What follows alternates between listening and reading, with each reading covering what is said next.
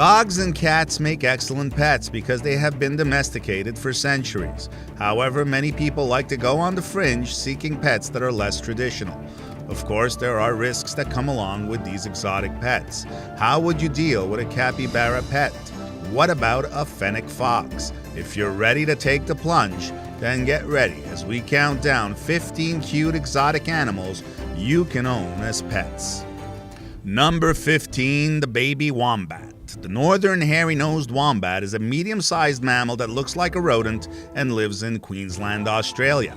This little piece of work is in extreme danger of becoming extinct. There is only one colony of northern wombats left, so much so that they are guarded by a fence that protects them from dingo attacks. Wombats are classified as exotic pets since they are a wild species that is only maintained as a pet in very unusual circumstances. People desire to keep them as pets because of their attractive and cuddly appearance. However, it's important to keep in mind that adult wombats can be aggressive and deadly at times. Wombats are thought to be unsuitable as pets. They have greater strength and are capable of tearing holes in fences, doors, and even walls. Wombats are normally not aggressive, but their long, sharp claws or deep bites can cause puncture wounds in people. When they're young, wombats can be incredibly cute, cuddly, and responsive. They do, however, become nasty and unpredictable as they mature.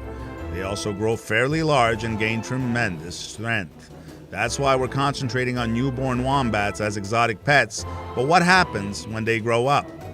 They are vegetarians munching on grasses and leaves which provide great nutrition. Believe it or not, their main competition for food is the kangaroo, but their main predators remain dingoes and the famed Tasmanian devil. Number 14, the capybara. Before you go ahead and adopt a capybara, please reconsider your choices. While they are extraordinary animals and are very tame, there are many drawbacks to keep a capybara as a pet. But legal formalities aside, make sure you understand what keeping a capybara as a pet involves. As you already know, capybaras live in groups and are very social animals. Adopting a single capybara is not recommended. You would need to adopt at least 2 capybaras, but preferably more. First and foremost, in some places it is illegal to keep them as pets. In Texas and Pennsylvania, it is legal to keep them, but in many other places, you would need to consult your local legislation to see if you need a special permit. Secondly, consider their size. They are huge. They are more than twice the size of a jackrabbit. They are the biggest rodents. Keeping at least 2 big rodents in good condition may be challenging and costly. But besides that, they have special needs as well. Because they are semi-aquatic creatures, you would also have to provide them with plenty of water. Some owners choose to create special pools for them. Capybaras also need plenty of space to roam around. It is not a wise idea to keep them indoors, as they will chew on everything they find. Your carpet and furniture won't be safe with a capybara nearby. If you still decide to get a capybara as a pet and provide them everything they need, make sure you have a nearby vet who can take care of the pet if needed. And make sure to fence the place where you keep them, as otherwise they will run away, as they are very fast animals. Number 13, the pygmy jerboa. Although the pygmy jerboa appears to be made up of scraps from other species, it is well suited to harsh environments such as the Gobi and Sahara deserts. This is a fascinating rodent from Africa's deserts that you may never have heard of. They vary in variety of sizes depending on the species, and they look a lot like a kangaroo rat, albeit with a significantly odd appearance. For good cause, they've been labeled as aliens. They dart and hop across the floor, balanced on small legs. The video, Dramatic Little Monster, which featured a strange-looking creature, helped to popularize them. Jerboas come in a variety of sizes, including pygmy species and larger jerboas with rabbit-like ears, known as Euchorotus naso. Because of the monkeypox panic, the United States has restricted the entry of African rodents into the country, which may be a reasonable reason. The animals were once available in this location, then maybe as a result of their difficult care and breeding they vanished from North American captivity once the imports ceased. In Japan, though, it appears that they are still kept as pets. Number 12, the baby tamandua. There are numerous benefits to hosting a tamandua. The species is affectionate for one thing. You could find that they enjoy nuzzling your neck while you read a book, walking around with you, and snuggling up for a sleep on a hot afternoon. They never bite because they don't have teeth, unlike certain animals.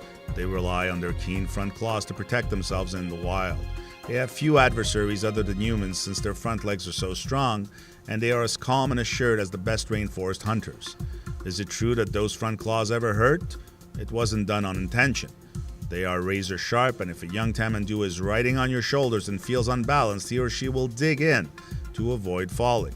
It is preferable to clip the tips of your tamandua's front nails. It won't stop them from ripping open a termite nest, but it will save the skin on your neck. Even as adults, these animals are lively despite their solitary environment. When you lie down or read a book on the couch, your tamandua will roll around until you agree to play with her. Because her tail is partially prehensile, she will wrap it around your wrist and drag it down so you may stroke her belly, tickle her underarms, caress her chin, or simply scratch her behind her ears. Tamanduas, while being insectivores, are not difficult to feed. Termites are their primary food source. Because they don't have teeth and consume with their sticky barbed tongue, whatever meal you give them should be a liquid or something comparable. Remember that these are tropical creatures, and if you live in a cold climate, your tamandua will need to come inside to stay warm. They're pricey, and they're not as easy to come by as a puppy or a kitten.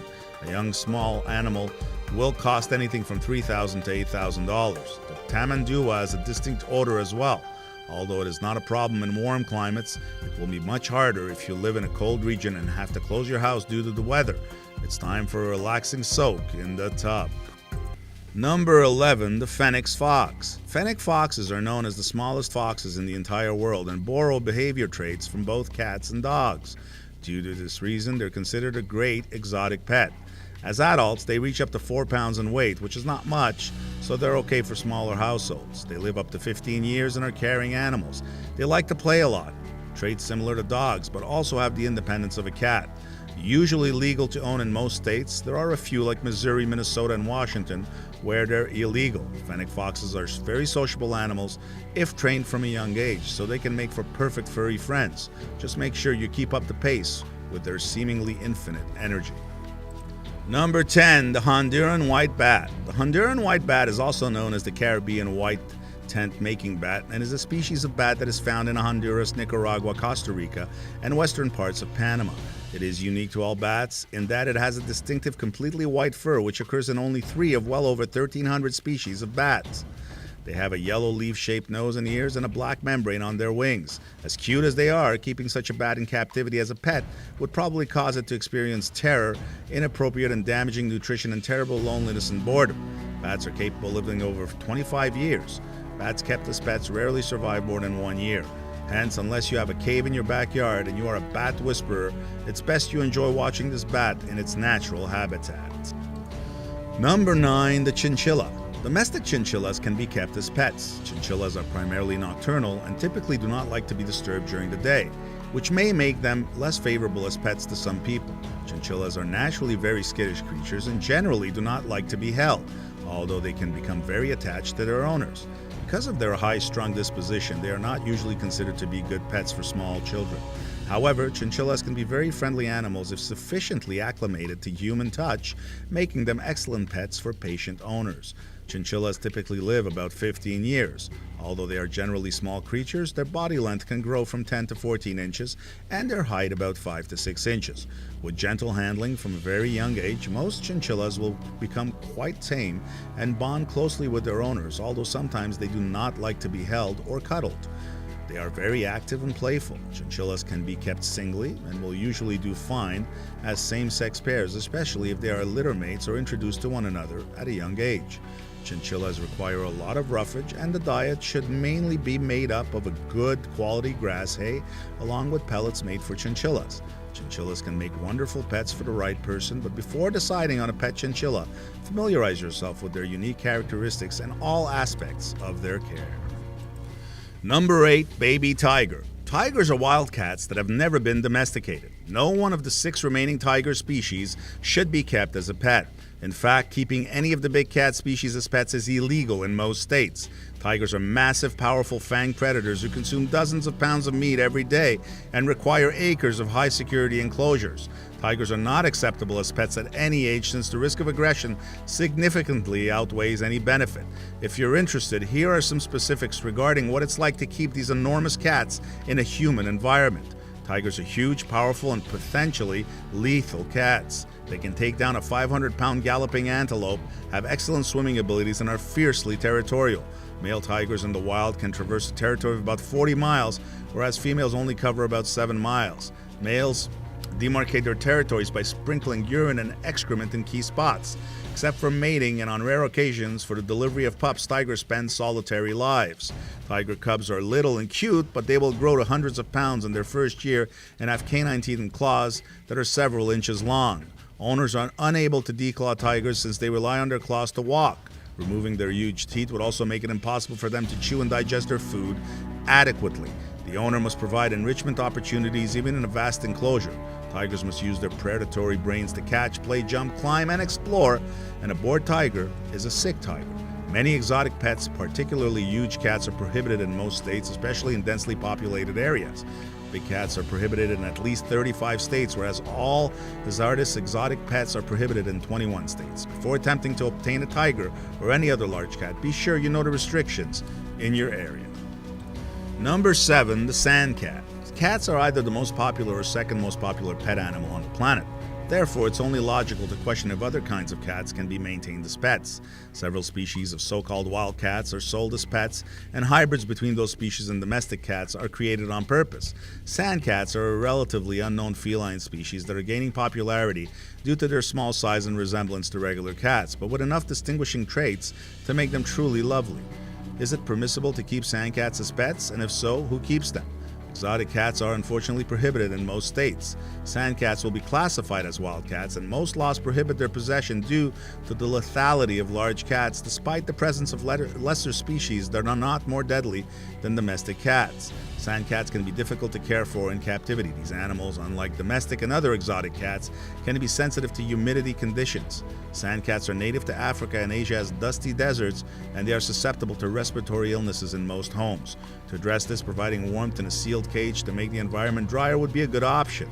Sand cats are fed a raw, natural diet of meats and insects by people who have kept them. Frozen chicks, mice, rats, crickets, superworms, and other feeders are among the foods available. Sand cats have also been known to drink little or no water, instead relying on their food for moisture. It would be critical to avoid solely giving dry foods in this situation.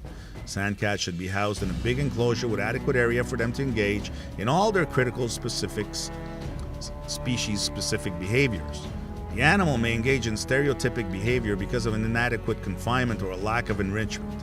In zoological settings, several smaller exotic cats have exhibited a tendency to become agitated around people, which has been linked to lower reproductive success. It's a logical assumption to deduct that sand cats should be provided with multiple hiding places in order to feel as safe as possible. Number 6, baby llama. Llamas are primarily used as pets and companions. Because of their typical low-key attitude, intelligence, and ease of upkeep, they are suitable for this job. Llamas are becoming more popular as pets because of their gentle natures, cleanliness, and pleasant demeanors. Llamas are not commonly thought of as pets in the classic sense. They are more likely to be regarded as cattle than pets, although they are amiable, social, placid, and easy to train. Llamas and alpacas will eventually become acclimated to the people that are around them, but this does not always happen straight away. Llamas should never be kept alone. They require the company of another llama. It's ideal to have 2 females or 2 geldings. If you wish to breed llamas, make sure you have the necessary facilities and enough land to safely separate them. Purchase the highest quality llamas you can afford. Llamas are peaceful, gentle, and affectionate animals who don't require a lot of care and don't stink like other outdoor animals. It's possible that this is why they're so popular as pets. Number 5, sugar glider. One of the biggest problems of owning any rodent as a household pet is that they are destructive by nature and constantly have to chew on things. This is because all rodents have teeth which constantly grow and therefore must be worn down. Since sugar gliders are not rodents, they do not instinctively need to chew on things and are not destructive by nature. Probably one of the most unique things about sugar gliders as household pets is how strongly and permanently they bond to their human families. Once they are fully bonded to you and your family, they can go almost everywhere with you in public without being caged, and they will not want to leave your shoulder or pocket. In this aspect especially, they have exactly the opposite mentality of a rodent, and that once they are fully trained and bonded with you, they normally won't hide or run away because they instinctively want to be with their family more than anything else. Number 4, the red panda. A lack of public awareness and attention is a problem for some endangered species. Too much misplaced attention in the case of the red panda may be harming them by fostering the black market trade in red panda pets. Wild red pandas in cages have recently been reported likely captured for the exotic pet trade. Taking care of a red panda is unlike taking care of a dog or cat. Red pandas are wild animals designed to live in the wild with sharp nails that allow them to climb and cling to trees. A red panda in someone's home or apartment would shred furniture, drapes, and garments since their claws don't retract into their paw pads like a cat's or grow blunt as quickly as a dog's. Red pandas have thick coats appropriate to their original habitat and extremely specialized meals consisting primarily of fresh bamboo shoots and leaf tips, thus keeping one as a pet would be difficult on their health. They'd be far too hot to be comfortable. A private individual is unable to supply the necessary lodging or nutrition. As pets, their lives will be cut short and unhappy.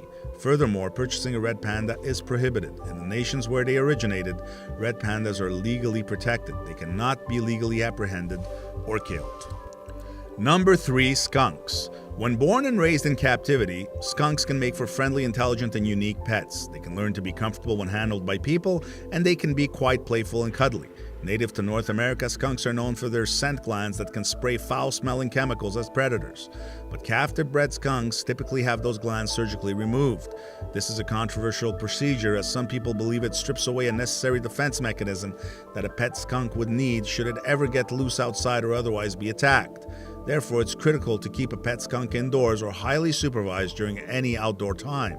Housing a pet skunk can be somewhat difficult, as skunks tend to be curious animals that like to get into mischief. Plus, it can be complicated to feed a pet skunk a balanced diet, as there are few formulated skunk foods available. Overall, these animals require a lot of time and expertise on your part to care for them properly. Number 2, the finger monkey. For good reason, pygmy marmosets are also known as finger monkeys or pocket monkeys. They are the world's tiniest monkey species, as well as one of the world's tiniest primates.